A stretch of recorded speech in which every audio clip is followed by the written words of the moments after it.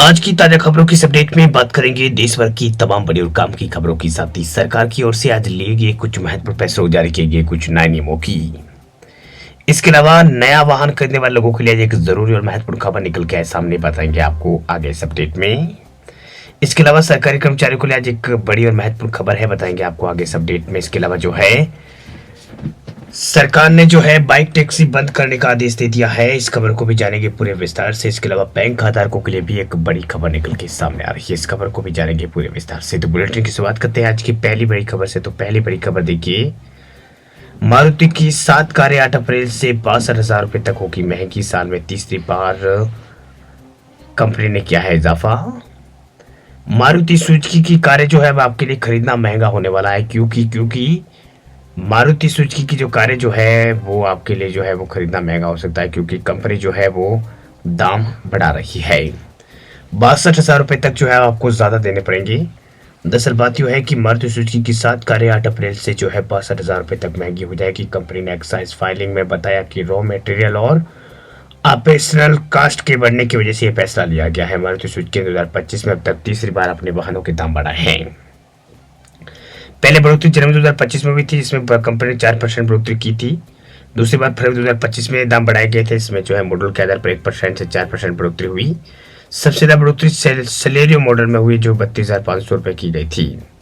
Grand Vitara जो है 22,000 रुपए तक महंगी हुई है, और इको जो है यहाँ पर 22,050, और वैगनार जो है 14,000 रुपए तक महंगी होगी। एक्सएल L6 12,500, और डिजायर 2S जो है 3,000 रुपए तक महंगी मिलेगी।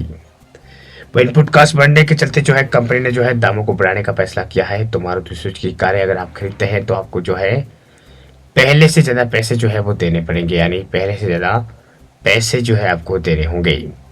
तो ये बड़ी खबर फिलहाल निकल के सामने आई। फिलहाल बढ़ते आगे अगली बड़ी खबर की ओर। अगली बड़ी खबर केंद्रीय कर्मचारियों के लिए खुशखबरी देखिए, बड़ी राहत देखिए। फिटमेक फैक्टर को लेकर आया है बड़ा अपडेट। केंद्रीय कर्मचारियों का जो फिटमेट फैक्टर है उसको लेकर जो है यहाँ पर बड़ी राहत मिली है। दरअसल सरकार जो है इसके ऊपर फैसला करेगी।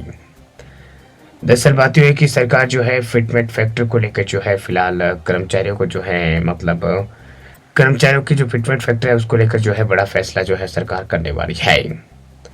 दरअसल बात यह है कि 8वें वेतन आयोग ने सरकार के जो सरकारी कर्मचारियों के वेतन में वृद्धि की है, साथ ही महंगाई भत्ता जो है इसमें बढ़ोतरी हुई है। इससे निजी क्षेत्र के वेतन वृद्धि की उम्मीद बढ़ गई है। एक रिपोर्ट के अनुसार 10 से 12% वृद्धि का अनुमान है, और ये वृद्धि जो है कंपनी के लाभ और प्रदर्शन और अन्य कारकों पर निर्भर करेगी। फिटमेट फैक्टर जो वेतन निर्धारण में महत्वपूर्ण भूमिका निभाता है उस पर भी चर्चा हुई है। ये फैक्टर डीए को बेसिक सैलरी में मिलाकर तय यहाँ पर किया जाता है और सभी कर्मचारियों के लिए समान होता है। अप्रैल में वृद्धि की घोषणा की उम्मीद है। तो ये बड़ी खबर फिलहाल निकल के सामने आ रही है कि अब फिटमेट फैक्टर में बढ़ोतरी हो सकती है, इससे कर्मचारियों को राहत मिलेगी। और फिटमेट फैक्टर को लेकर बड़ा अपडेट जो है फिलहाल ये निकल के सामने आ रहा है, जो हमने आपको पर बताया है। फिलहाल बढ़ते आगे अगली बड़ी खबर की ओर।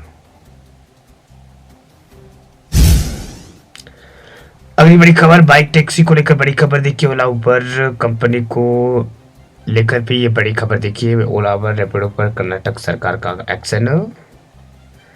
कर्नाटक में जो है कोर्ट का एक बड़ा एक्शन आया। दरअसल बाइक टैक्सी पर निकाय करने का आदेश दिया है। दरअसल बात यह है कि कर्नाटक हाई कोर्ट ने बाइक टैक्सी सर्विस के खिलाफ सख्त कदम उठाया। दरअसल हाई कोर्ट ने बाइक टैक्सी सेवा के लोगों को लगाने पर मतलब इसका लोगो लगाने का आदेश दिया है। साथ ही सरकार ने यह भी कहा है कि इसे लेकर जो है डायरेक्टिव जो है जारी की जाए। इतना ही नहीं, कर्नाटक में बाइक टैक्सी के तमाम जो मतलब एप्लीकेशन उनको भी रद्द कर दिया गया है।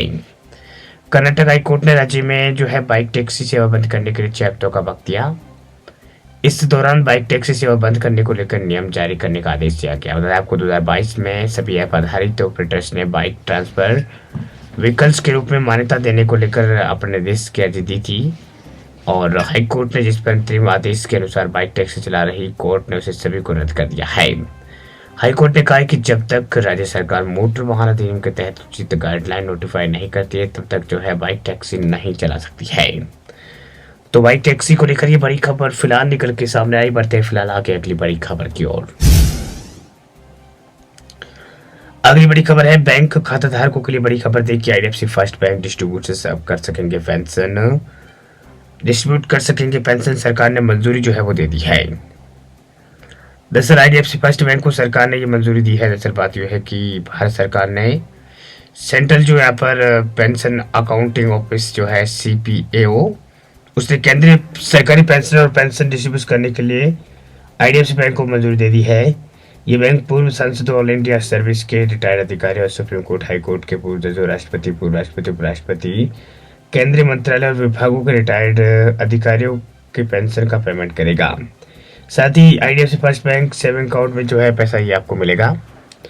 और बैंक ने CPAO के साथ तकनीकी इंटीग्रेट को पूरा कर दिया है ताकि पेंशन जो है डिस्ट्रीब्यूशन हो सके। वह पेंशन धारक अपने जीवन साथी के साथ जॉइंट खाता भी खोल सकता है, जिससे पारिवारिक पेंशन बिना किसी परेशानी के जो है मिलेगी। वही 36 बैंकिंग सेवा पर कोई इसमें शुल्क नहीं लेगा, जैसे debit card, IMPS, NEFT, RTGS और चेकबुक और ATM का पैसा निकालना आती है। वरिष्ठ नागरिकों को 2 लाख रुपए तक का साइबर इंश्योरेंस भी मिलेगा। बड़ी खबर फिलहाल निकल के सामने आई। वैसे वीडियो अच्छा लगे लाइक करें, चैनल पर नए चैनल को सब्सक्राइब करें, बेल आइकन भी दबाएं ताकि खबरें आपको ऐसी मिलती रहें।